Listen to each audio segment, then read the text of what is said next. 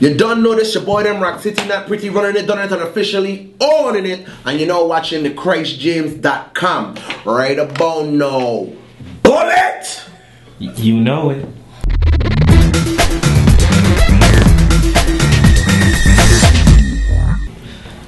Welcome to the Christ James Show. We here with your boys r.city. What's up, what's up, what's up? Yo, what's going on, man? Man, you know, awesome. Awesome. My island folks. Yeah, you don't know. You don't know. All right. So I want to go into like the musical journey.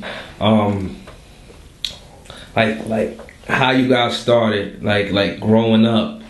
What matter of fact, who inspired you to do music? Oh man, I mean, I think it's a numerous amount of things. Like the whole entire hip-hop culture was a big influence in why we wanted to do music, you know, because when we first started, we didn't think we could sing. So just the fact that people didn't have to have like singing voices, we was like, oh, so we can rap and we could, you know, and we could do it. And then we started, you know, I think anybody from the Caribbean can hold a note. I don't know what it is. I don't know what it is about. I don't know what I did, but you know, we just start like singing like, you know, reggae, basically just mimicking, you know, the songs that you like and stuff, and then just basically start freestyling and coming up with ideas. You know, growing up in the islands, you know, like how did they have like freestyle battles here in the States? You know, in the islands we'd call it like clash. Sound clash. Yeah. In St. Thomas, or a chanto. We'd call it a chanto. So we would always do chanto, like basically what would be a rap battle to them, but just reggae, like, yo, you come in on there, but it's like you can't, you know how to go on. And we just start building up our lyrical ability and vibes from there.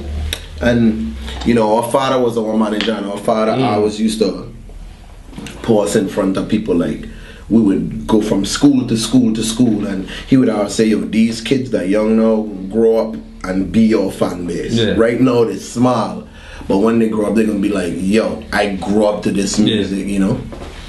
And we were kids with them, so we just grow like that and just become really popular throughout the Virgin Islands, just making our own music and, you know, incorporating like reggae and hip-hop and pop culture, just incorporating these genres into one. So speaking of your father, was he like a cool father or like a Joe Jackson father? The coolest. Coolest. Like spank you. Go and do this music, Michael. You know. My father wasn't a big beater.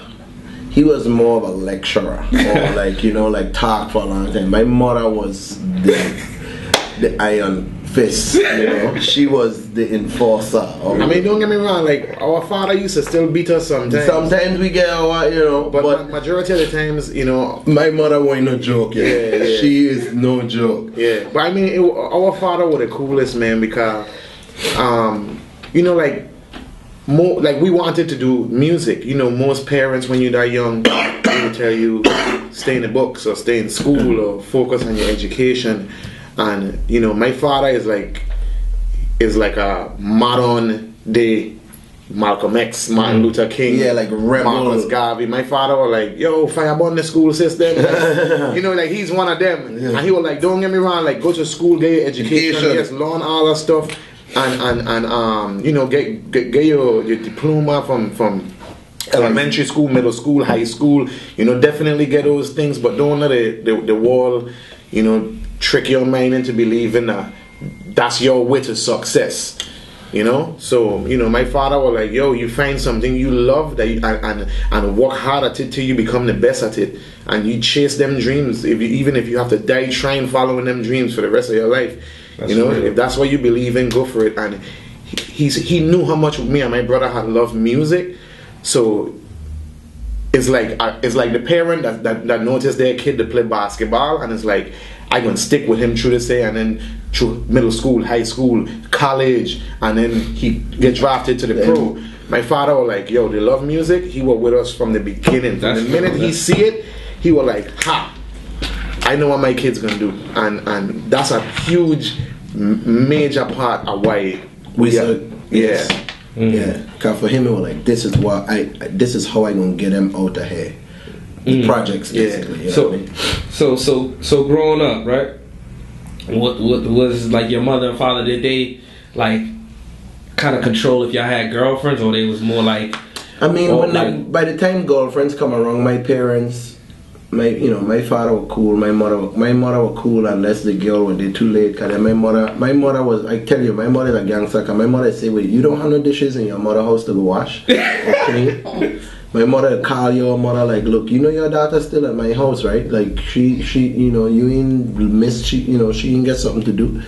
So my mother was that kind of mother. My mother was you do your homework, check your backpack, because when my friend them get into knife and gun and them thing, my mother was like. And then also too, we had start becoming real popular back home in the Virgin Islands. So my mother was always like, yo, be careful with these girls.